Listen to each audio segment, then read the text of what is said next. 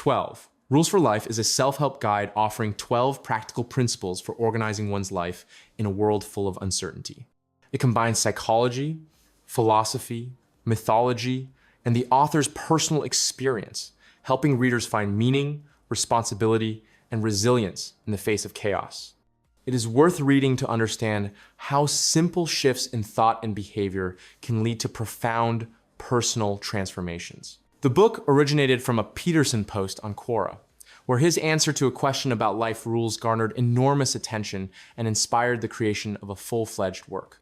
Published in 2018, it became a global bestseller, translated into dozens of languages, despite the author's polarizing, controversy-stirring views. Peterson wrote the book during a period of personal trials, including his struggle with depression, which added emotional depth to the work. Rule 1. Stand up straight with your shoulders back. Physical posture affects how you perceive yourself and how others perceive you, reflecting inner strength and confidence. By improving your posture, you can change your psychological state, become more resilient to stress, and gain respect from others. This connection between body and mind is rooted in biology and psychology, where your physical stance shapes your perception of the world. Adopt a conscious posture to feel more confident. A straight back, broad shoulders, and a raised chin signal strength and readiness for action to your brain. This is not just a physical act, but a way to reprogram your mindset to handle life's challenges. Compare yourself to animals whose posture reflects their status. For example, a lobster that wins a fight raises its claws and appears larger, which makes it dominant in the eyes of others. When a person straightens up, they act similarly, sending a signal of confidence to themselves and those around them. For instance, the book describes how a lobster that loses a fight hunches over and loses confidence, while the winner, conversely, expands its body, demonstrating strength. People who slouch in a job interview are perceived as less competent, whereas those who keep their back straight inspire more trust. Posture is not only a physical act, but also a tool for managing your inner state. A simple change in stance helps you deal with insecurity and stress, creating a foundation for further life changes. Rule 2. Treat yourself like someone you are responsible for helping. Self-care often takes a back seat, even though people tend to care for others, loved ones, pets, better than they care for themselves. This chapter teaches you to treat yourself with the same attention and responsibility you would use to care for those you cherish. Self-respect and discipline become the foundation for improving your life. Apply the same standards of care to yourself that you would apply to your loved ones. If a loved one needs medicine or rest, you will remind them. Do the same for yourself. Eat, sleep, and exercise on time. This helps restore the balance between chaos and order in your life. Acknowledge your weaknesses, but don't let them control you. People often ignore their needs due to feelings of guilt or low self-esteem, but caring for yourself is not selfishness, it's a necessity. Consistent actions, such as proper nutrition or maintaining a schedule, strengthen both your physical and mental health. For example, the book describes a case where a person cares for a sick dog, feeding it, giving it medicine, taking it to the vet, but neglects their own health. Another example is parents who sacrifice themselves for their children but become exhausted and ineffective as a result. These situations illustrate how people neglect themselves when they could easily apply the same principles of care to their own lives. Self-care is not a luxury, but a duty that enables you to be useful to yourself and those around you. Simple steps, such as getting enough sleep or taking medicine on time, lay the foundation for a stable and meaningful life. Rule 3. Make friends with people who want the best for you. Your environment shapes you, and your choice of friends determines how successful and meaningful your life will be. It is important to surround yourself with people who support, inspire, and help you grow, rather than drag you down. This chapter emphasizes that true friends are those who genuinely wish you well and contribute to your development. Choose friends who celebrate your successes and help you overcome difficulties. Such people motivate you to become better, not to obsess over your weaknesses. Their support creates an environment where you can confidently take responsibility for your life. Avoid those who hold you back or undermine your confidence. People immersed in negativity or destructive behavior can infect you with their chaos. Consciously distance yourself from such relationships to maintain internal order. Strive for mutual growth in friendships. Your surroundings shouldn't just be comfortable. They should facilitate your progress through honest conversations and shared goals. This creates a cycle of mutual support where everyone improves because of the other. For instance, the book tells a story of a person who surrounded himself with friends who shared his commitment to education and career, which helped him succeed. In another case, it discusses people who remain in toxic relationships where they are constantly criticized, leading to a loss of confidence and motivation. Your environment is like soil for a plant. The right friends create conditions for growth, while toxic connections drain you. Choosing those who genuinely wish you well is a step toward a life full of meaning and support. Rule 4, compare yourself to who you were yesterday, not to who someone else is today. Comparing yourself to others often leads to envy, insecurity, and loss of motivation, while focusing on your own progress helps you move forward. This chapter teaches you to evaluate yourself through the lens of personal growth, not the achievements of others. Constantly comparing yourself to others creates the illusion that their success diminishes yours, but this is a trap that hinders your development. Set small, achievable goals for yourself so that you can become better today than you were yesterday. Compare your current results with your past ones, not with the idealized images of other people. This approach boosts confidence and allows you to focus on your personal trajectory. Acknowledge that everyone follows their own path, and the success of others does not determine your worth. Comparison with others is often distorted because you only see their outward achievements, not their struggles. Focusing on your own progress frees you from envy and provides clarity in your goals. Use personal benchmarks to measure success. For example, if you want to improve your physical fitness, compare how many miles you ran a month ago with what you can do today, rather than with the results of professional athletes. This helps maintain motivation and see genuine progress. For instance, the book describes a person who felt like a failure when comparing himself to colleagues who had already reached career peaks. When he started tracking his small steps, such as completing courses or fulfilling work assignments, he gained confidence. Another case involves a student who stopped envying classmates and focused on improving his grades compared to the previous semester. Comparing yourself to yourself is a compass that points you in the direction of personal growth. Small victories, accumulated over time, create a stable foundation for major changes, freeing you from the pressure of external standards. Rule 5, do not let your children do anything that makes you dislike them. Raising children requires a balance between love and discipline so they can grow up to be responsible and respectful of others. This chapter emphasizes that parents must set boundaries so that their children's behavior does not provoke irritation or rejection. Without clear rules, children can become selfish or unruly, which harms both them and those around them. Establish clear rules and boundaries in parenting. Children need structure to understand what is acceptable and what is not, and this helps them develop self-control. Consistency and discipline teaches them to respect others and cope with life's limitations. Do not be afraid to be firm when necessary. Loving a child does not mean indulging their every wish. Sometimes you need to say no to protect them from harmful habits. Firmness, when applied with care, helps children learn responsibility and respect. Encourage behavior that makes a child agreeable to others.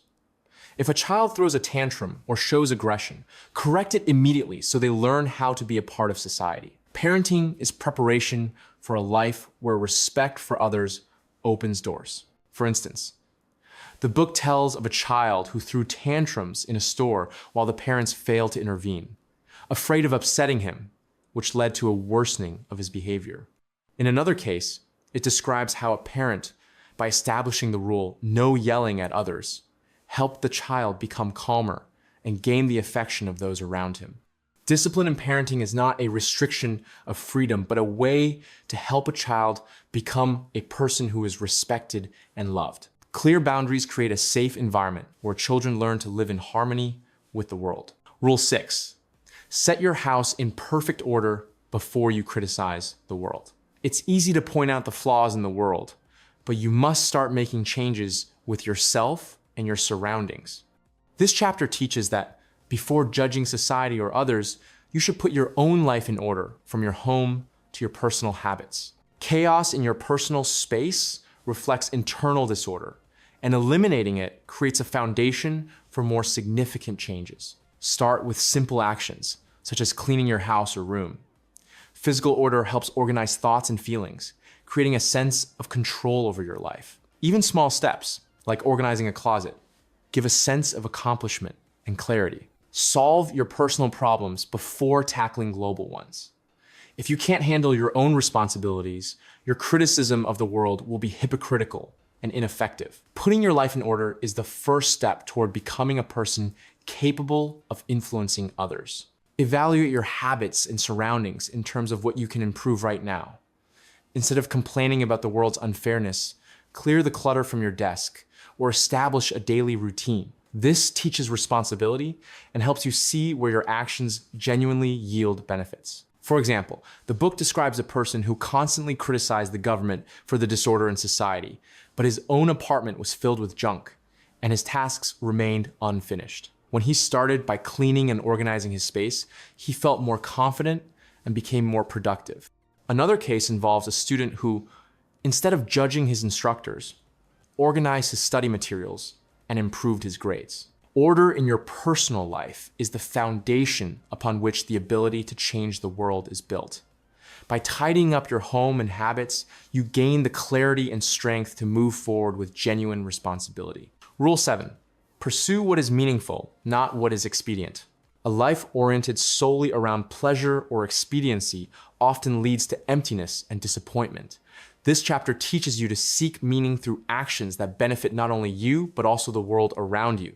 The pursuit of meaningful goals helps you cope with difficulties and fills your existence with depth. Choose goals that align with your deep values rather than fleeting desires. Actions rooted in meaning require effort but provide long-term satisfaction, unlike the pursuit of easy success. This could involve helping others, developing skills, or contributing to your community. Accept suffering as a part of the path to meaning. Life inevitably brings pain, but consciously overcoming difficulties for the sake of something greater makes them bearable. This approach helps you endure difficult moments and find value within them. Focus on the long-term consequences of your actions. Instead of seeking short-term gains like money or comfort, think about how your actions will affect the future, both yours and others. This helps build a life that is resilient to chaos. For example, the book describes a person who gave up a high-paying but meaningless job for a career in charity, which brought him inner satisfaction. Another case is a parent who patiently raised a child despite the difficulties, understanding that this was creating a better future for them. The pursuit of meaning is a compass that guides you through life's storms. By choosing a path based on values and responsibility, you create a life that is not only stable, but also inspiring to others. Rule 8, tell the truth, or at least don't lie. Honesty builds trust in yourself and with others, while lies destroy inner integrity and relationships. This chapter teaches that truth, even when difficult, leads to clarity and meaning, whereas lies create chaos and distance you from reality. Living in accordance with the truth means building your life on a strong foundation. Speak the truth even when it is uncomfortable, but do so with an awareness of the consequences. Honesty does not mean rudeness. It's important to find words that reflect the truth without destroying relationships. This helps build trust and respect in communication. Avoid lying, especially to yourself, as it distorts your perception of the world. A lie might seem convenient in the moment, but over time, it complicates life, creating confusion and inner conflict. A conscious choice of truth strengthens your understanding of reality. Strive for clarity in your thoughts and words so that you can live in agreement with reality. If you cannot be entirely honest, perhaps due to social norms, at least do not say what you know to be false. This preserves your integrity and helps you make correct decisions. For instance, The book describes a case where a person lied at work about their achievements to get a promotion, but it was later exposed and he lost the trust of his colleagues. In another case, it tells of a person who honestly admitted a mistake to a friend, which strengthened their relationship despite the temporary discomfort. Truth is a tool that aligns your life with reality. By choosing honesty, you create a basis for trust, clarity, and meaningful relationships, even if it requires courage. Rule 9. Assume the person you are listening to might know something you don't. Genuine listening opens new knowledge and strengthens mutual understanding, whereas the desire to dominate a conversation closes the path to learning. This chapter teaches you to approach conversations with openness, respecting the speaker as a source of potentially valuable information. Listening is not just waiting for your turn to speak, but an active process that enriches both you and others. Listen carefully to understand, not just to reply. During a conversation, focus on the speaker's words, ask questions, and clarify. Instead of preparing your next argument, this helps you understand the other person more deeply and learn something new. Approach every conversation with a willingness to learn. Even if you disagree with the person you are talking to, assume there is a kernel of truth in their words worth considering. Such an approach broadens your worldview and makes communication more productive. Rephrase what you have heard in your own words to ensure you have understood correctly. This technique not only demonstrates respect, but also helps avoid misunderstandings. It transforms the conversation into a collaboration rather than a competition. For example, the book describes a situation where a person was arguing with a colleague, but by starting to listen and ask questions, discovered a new approach to work that improved their project. Another case is a conversation with a child, where the parent, instead of imposing their opinion, listened and learned about problems they had not noticed. Sincere listening is the key to learning and building deep relationships. Openness to the thoughts of others not only enriches you, but also creates an atmosphere of trust and respect in communication. Rule 10, be precise in your speech. Clear and precise speech helps you better understand yourself and the world, while vague words create confusion and distance you from reality. This chapter teaches that words have power. They shape thoughts, influence actions, and determine how you interact with others. Imprecision in speech hides problems, while clarity helps solve them. Express your thoughts clearly so that they reflect reality. When you speak precisely, you not only better understand your own intentions, but also help others clearly see the situation. This is especially important in difficult or confrontational conversations, where vagueness can exacerbate the problem. Name the problem directly to begin solving it. Ignoring or vaguely describing difficulties allows them to grow like an invisible monster. Precise phrasing, for example, I feel overwhelmed by work, instead of I feel kind of off, opens the path to concrete solutions. Strive for clarity in your thoughts before speaking. Before speaking, consider exactly what you want to convey and choose words that accurately express your state or intention. This makes communication effective and prevents misunderstanding. For instance, the book describes a case where a person couldn't express his feelings to his partner, which led to arguments.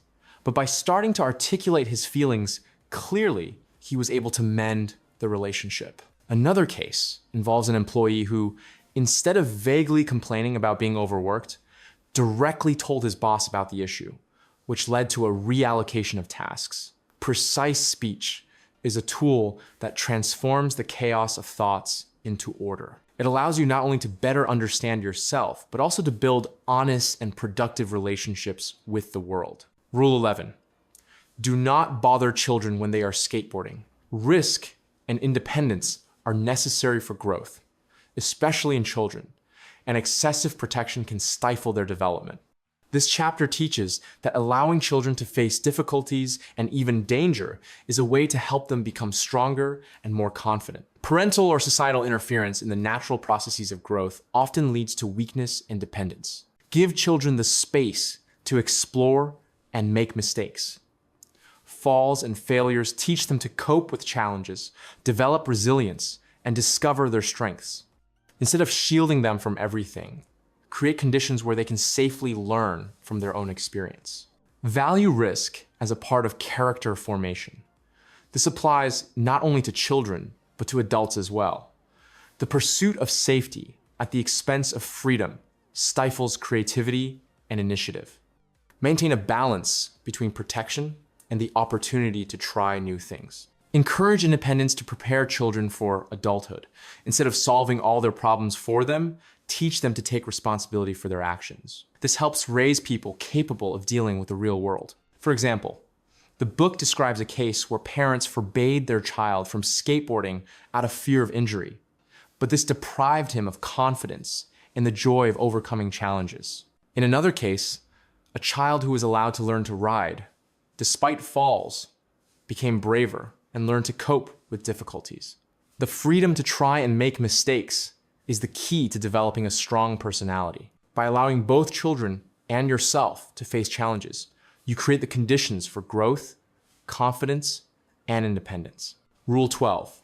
Pet a cat when you encounter one on the street. Life is full of difficulties, but small moments of joy and kindness help you cope with chaos and find meaning. This chapter teaches you to appreciate simple, spontaneous interactions that bring warmth and remind you of human connection.